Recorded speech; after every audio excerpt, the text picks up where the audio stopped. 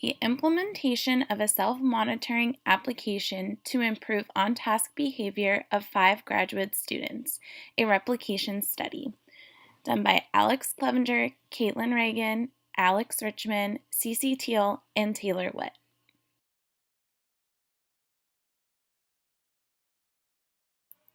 Hi, I'm Alex Clevenger, and I was the researcher and a participant in this study. Hello, my name is Caitlin Reagan, and I'm a researcher and a participant in this study. Hi, my name is Cece Teal, and I'm both a researcher and participant in this study.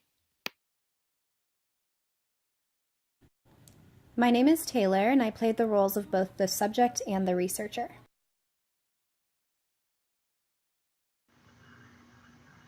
My name is Alex Richmond. I am a researcher and a participant in this study.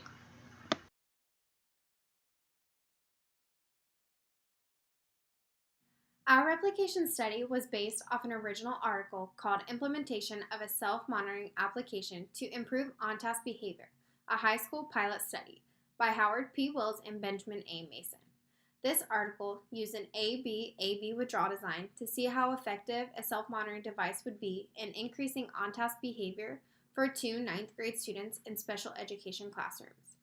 Student 1 was a 15-year-old Native American male with a learning disability, and student 2 was a 14-year-old Caucasian male with attention deficit hyperactivity disorder. Both students had difficulty staying on task, even after the administration of medication that they used from their diagnosis. Each participant was taught how to use a self-monitoring device. In this article, participants used a self-monitoring device called iConnect. The iConnect application was used by the students via handheld tablet. Throughout each phase, the intervals were 15 minutes long. Every 5 minutes, the self-monitoring application would provide an on-task prompt saying, "Are you on task?"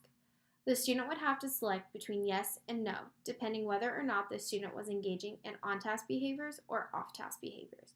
The result of this article showed increased levels of on-task behaviors when a self-monitoring application was used.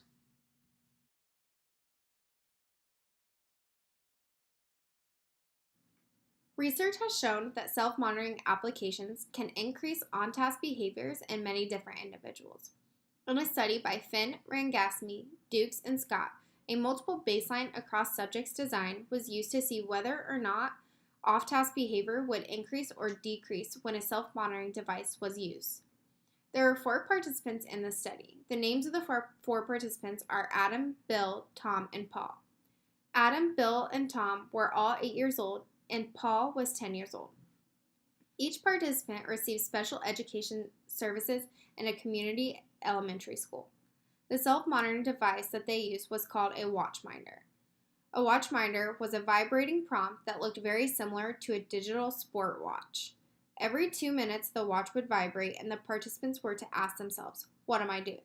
The participants would then have to check yes or no on a checklist, depending upon whether they were on task or off task. The results of this study indicated that the watchminder self-monitoring device increased on-task behavior in all 4 participants.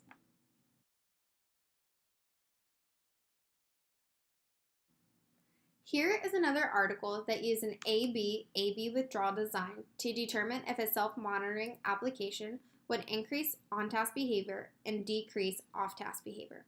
The participant in this study was just one 11-year-old individual named Sam. Sam had a moderate intellectual disability combined with a seizure disorder. Sam also attended special education services. The self-monitoring device that was used was called a motivator.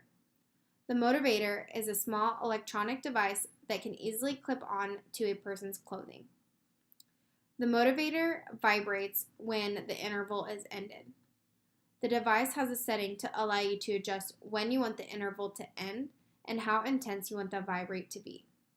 The self-monitoring device was worn by Sam and would vibrate every 3 minutes for 15 minutes. Sam also had a self-recording form where he would collect his data. When the motivator would vibrate at the 3-minute mark, Sam would ask himself, "Am I working?" and then would circle yes or no on the self-recording form. On this slide, you can see the results from this study.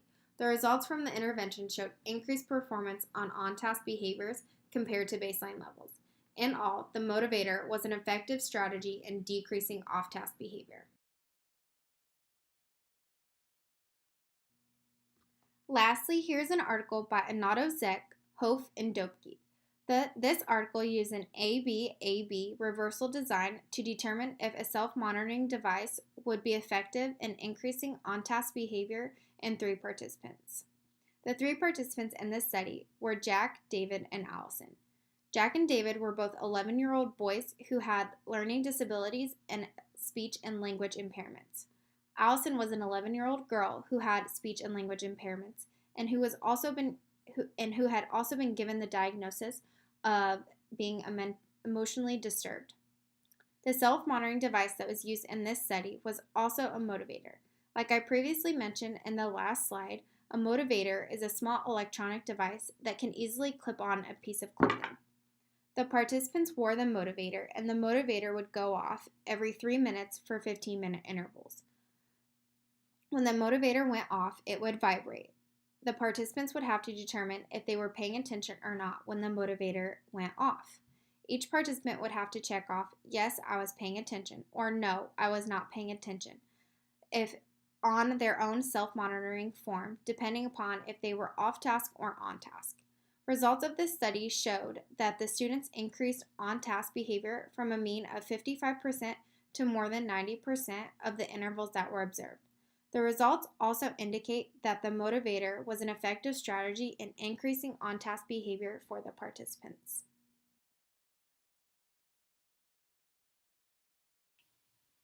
The primary purpose of our study was to determine if the use of a self-monitoring application, such as Happy Frog's Self-Monitor app, was effective in increasing our on-task behavior while decreasing off-task behavior for 5 graduate students enrolled in Ball State University online courses.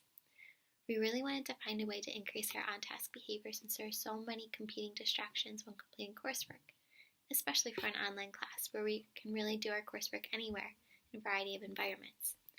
Distractions have a big effect on efficiency and productivity of coursework for school-related tasks outside of a school environment, like the home. Innovative technology in the form of applications can be used to help combat distractors in multiple environments and have the added benefit of increasing self-monitoring behavior. For us personally, we found that cell phones were one of our biggest distractors in completing the assigned coursework.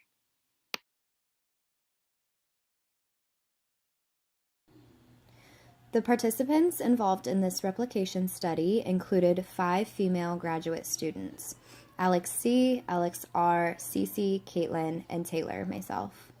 2 of the participants knew each other prior to this replication study through employment within the same company. The rest of the participants had no prior interactions. All participants reside in various locations throughout Indiana and work 40 hours per week, Monday through Friday. Each participant was enrolled in online coursework through Ball State University and spent a considerable amount of time each day working on course assignments. The completion of assignments and data collection occurred between the hours of 5 and 9 p.m. Monday through Friday and on various times on the weekends. Assignments and data collection typically occurred in the participants' homes or in other such locations in which assignments could be completed, such as the library, a work setting, or a coffee shop.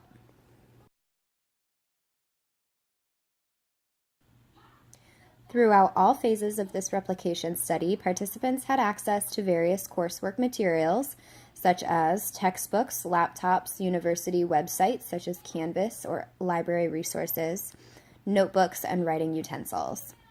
Participants relied on these materials to complete coursework assignments during the baseline, intervention, withdrawal, and reintroduction phases.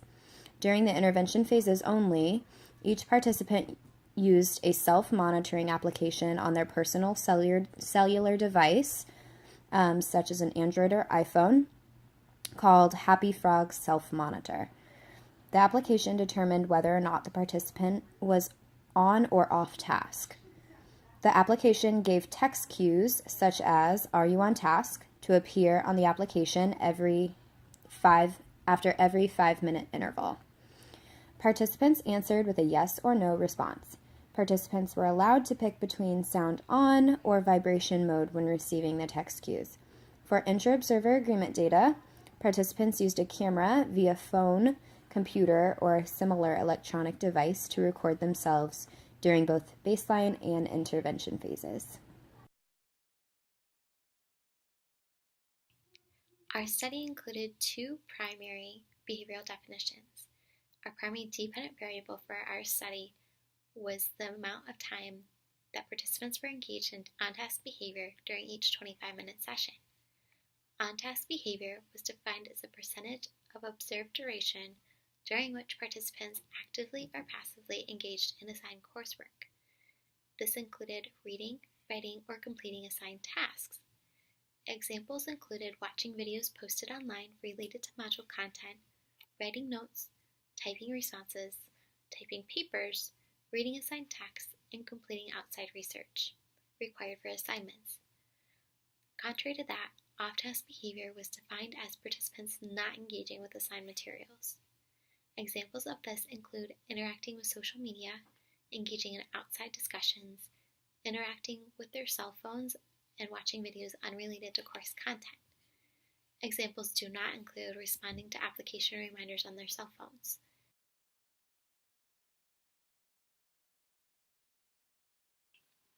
During baseline conditions, on-task behavior was recorded using momentary time sampling in the form of self-reported measures. During the baseline phases, a timer was set for a period of 5 minutes. At the end of each 5-minute interval, each participant recorded whether or not they were on task. A chart such as the one included was filled out, with each participant marking in the appropriate column if they were engaging in on-task or off-task behavior when the timer went off. Participants then calculated and recorded the percentage of intervals that they were on task before compiling the results into a line graph. During intervention phases, participants again used momentary time sampling to record their behavior. During this phase, participants were prompted via the Happy Frog self-monitor application. When starting the application up, the question of "Are you on task?" remained available on the screen through the entirety of the session.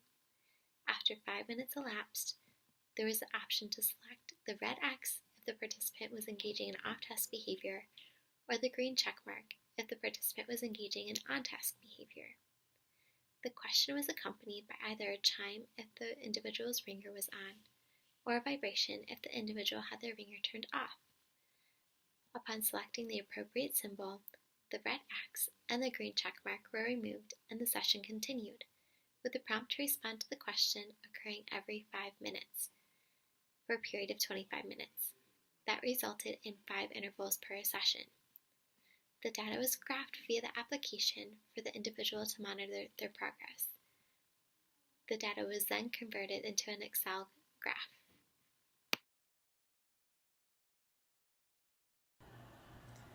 All 5 members of the replication study participated in the baseline phases. Baseline data collection occurred in the participants' homes or in other such locations in which coursework could be completed. Participants video recorded themselves working on instructional content related to their coursework, such as homework, reading, instructional videos, writing, or test taking. The videos were then used by the participants to collect data on their own behavior using momentary time sampling. The self-monitoring application nor any other self-monitoring methods were used during the baseline or withdrawal phases.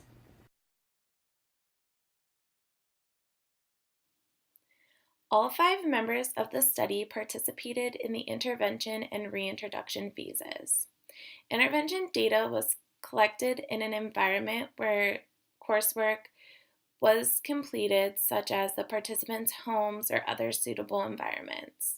The participants used video recording to record themselves completing their coursework for their current classes, such as reading, writing, watching instructional videos, or completing module work. For these phases of the study, participants implemented the Happy Frog Self-Monitor app. This app was set up to have 5-minute intervals for 25-minute long sessions. Every 5 minutes, a prompt was displayed asking the participant, Are you on task? Participants then would select yes or no if they were on task or if they were not on task.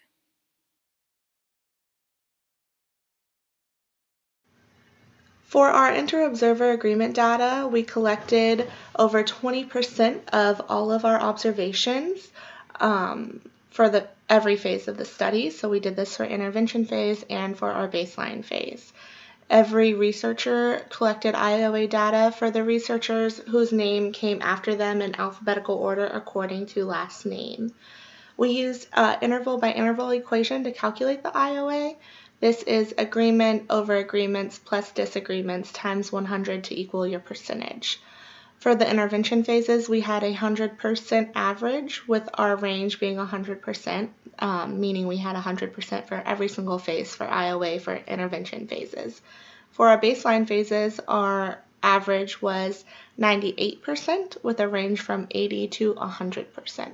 We only had one baseline phase that had 80% for the IOA. For our treatment integrity, we also assessed 20% of our observations across all phases. We had 100% accuracy for our implementation of our intervention across all phases. There was no alternative self-monitoring system being used for any of our phases during this study.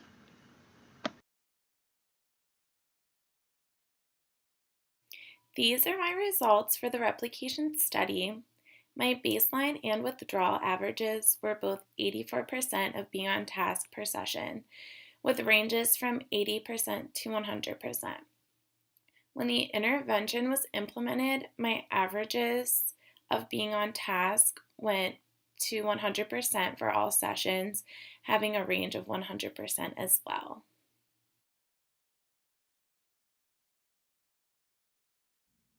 Here are my results from our study. My baseline average was 40% and my baseline range was 20% to 60%. My intervention average when the self-monitoring application was introduced was 76% and my range was 60 to 100%. When the self-monitoring application was withdrawn, my average of on-task behavior was 32% and my range of on-task behavior was 20 to 40%. When the self-monitoring application was reintroduced, my average of on-task behavior was 96% and my range was 80 to 100%.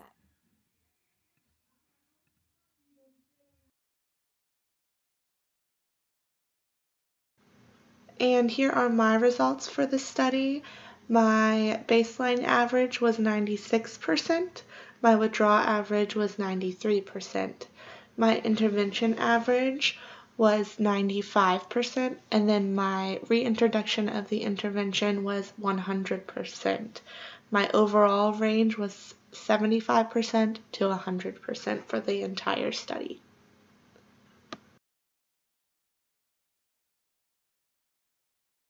Included are my results for this replication study. During the first baseline phase, my average for on-task behavior was 68% of the intervals with a range of 60 to 100%. During the intervention phase, I remained on task for 100% of the intervals. Once the intervention was removed, my on-task behavior decreased to an average of 76% of intervals with a range of 60 to 100%. When the self-monitoring application was used again, my average increased to 96.7% of intervals with a range of 80 to 100% of intervals being spent engaged in on-task behavior.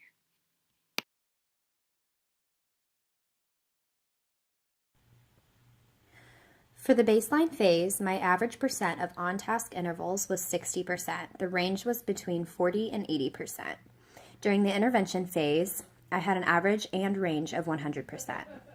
During the withdrawal phase, my average percent of on-task intervals was 72%, while my range was between 40 and 100%.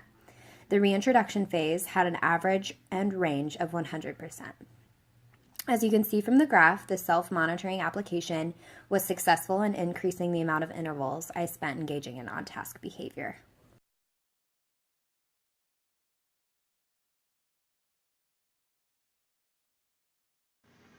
When replicating this study, we came across several limitations. One of the first limitations was population size. Our study only had 5 participants, which is a rather small population size. This makes it hard to generalize the intervention across many populations. Future research should focus on creating a bigger population size so that it is better to generalize it across different populations. Another limitation we came across was that our researchers were also our participants. This can add great bias to the results of our study. Additionally, running the Happy Frog self-monitoring application on our phones denied us access to several other distractors that we normally have, such as texting, any applications we would use on our phone as Facebook, Instagram. None of those were available to us when we were using the self-monitoring Happy Frog app. So once the intervention is removed, we have many more distractors available to us. Another limitation we had was the inability to see what was being worked on. We recorded from our laptops, therefore the researchers were not able to see exactly what the participants were doing on their laptop. So when we were marking whether they were off task or on task, if they were on their laptop, we couldn't tell if they were actually working on homework or if they were surfing the web, looking at various websites. We had no way of knowing. A better way to monitor would have been a recording device that could also show us what is on the laptop screen that they're working on. Therefore, we can better generate whether they were on task or off task. Another limitation was participants had various distractors in their settings. Our participants either did this in their home setting or they worked in other settings where coursework could be done. What was a distractor in one participant's location was not a distractor in another. Same with what is surrounding them would not be surrounding them in other settings. Another limitation we had was the measurement system, momentary time sampling. This measurement system tends to underestimate the behavior since we are only tracking if the behavior is at a certain point. If the off-task behavior happened more often and it wasn't at the specific point that we were looking at, then we were not capturing that the participant was off-task at that time. And lastly, participants' knowledge of the observation made them have some bias when they were running the app. They knew that they were being monitored, and this could have added to being on task more frequently.